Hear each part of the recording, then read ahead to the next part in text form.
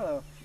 We're in Costa Rica right now, and over here is a non-sustainable coffee farm, and over here is the Copi Agri coffee farm, which, as you can see, has a lot more shade and biodiversity within it. This is crazy!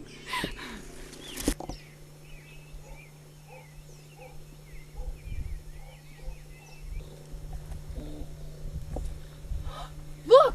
A sustainable coffee farm!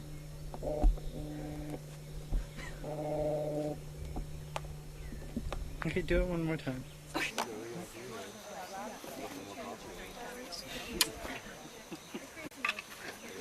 Starting to get bored.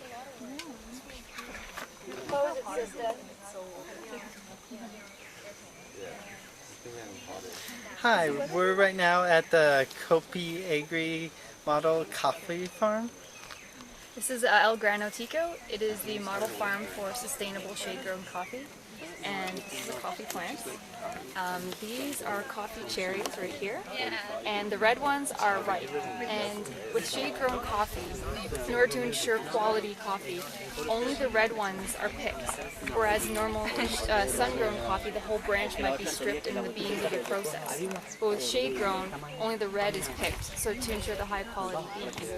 And around this farm, these coffee plants are interspersed with trees, which obviously will provide the shade. I think it's a minimum of 30% shade is required to be considered shade-grown coffee. And these trees will provide habitat for birds as well as fruits. And it will increase the overall biodiversity in the region. So that's why shade-grown coffee farms are much more like ecologically sound than a sun-grown. And these are, pesticides are not used unless it is necessary. So what do you think of this coffee farm?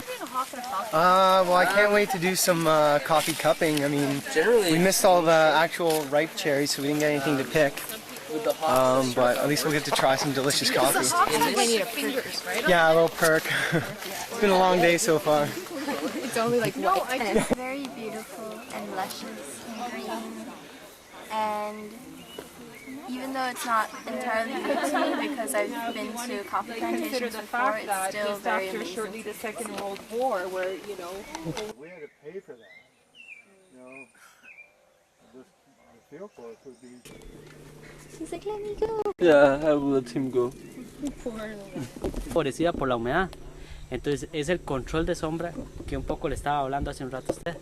Control de sombra de servicio, el árbol de servicio. Yes, right? Okay. This is just water to drown the beetles. They cleaned it today, so there's no beetles drowned there, but they are attracted by these two alcohols, which are similar to the alcohols found in the coffee, which are ethanol and methanol. And the beetles just come and look for the methanol and then fall and drown. If the traps are not enough to contain the pest, they apply once the fungus, and if it's still not enough, they apply only once also the pesticides when it's on the flower stage, when they come. Like that. Que para el caso específico esta All but half hectare over there has been without pesticides.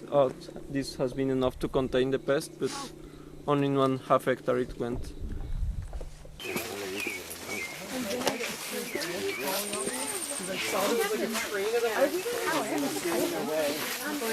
Yeah, they're ants in the train. They're funny, and I kept getting in their way.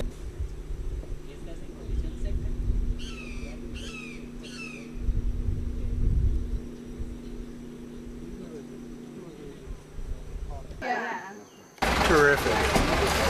It's just terrific.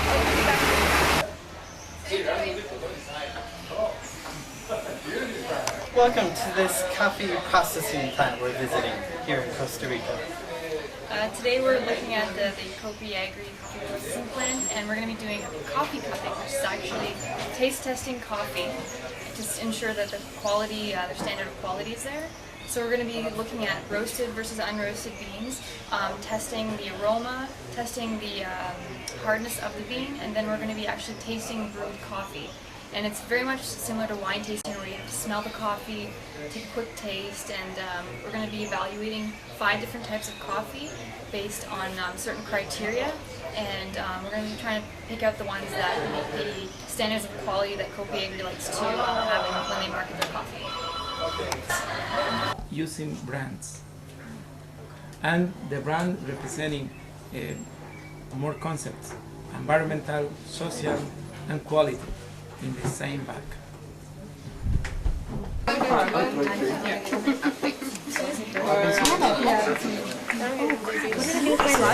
Okay, and you rate it? I thought she was good.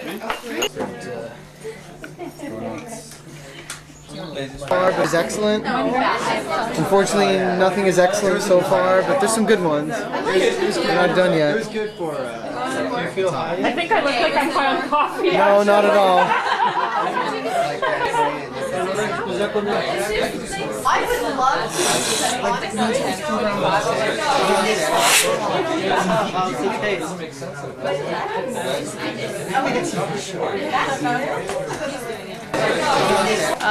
It is the Kopi Agri's biological preservement network coffees. They're conservation coffees, so 25 cents from every purchase goes towards their protected areas network and research and management.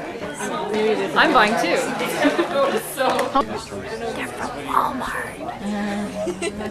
But they were saying that they're not interested in actually like purchasing coffee right now. It's more to learn about fair trade and what it does. Maybe it's there so that they may be trying very hard to have a good name, because they have a lot of I read somewhere that they have a lot of work to do to change their image. I think it was in the last business review book or something, saying that they're trying very hard to change their image. I don't know about the budget. I asked them, I said, Well, what do you think? What do I think? It was very delicious. My #1 choice was actually the #2 choice, but that's what I like. I bought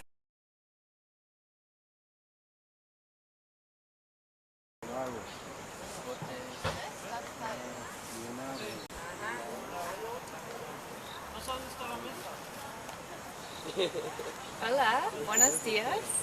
We are right now at La Escondida, which translation means the hidden in Spanish. And this is Luis Angel's farm. This is also near the Las Castillos area, protected rainforest nearby. Los Casingos is a bird sanctuary, and Luis Angel's farm is a model representative sustainable farm, and it tries to integrate a butterfly garden, which you can see over there, and as well a sustainable coffee farm. And he tries to set a model standard of ecological and social sustainability for local farmers in the area. So today we're going to be walking around Luis's property, taking a tour, and we're also going to be doing some bird monitoring and banding.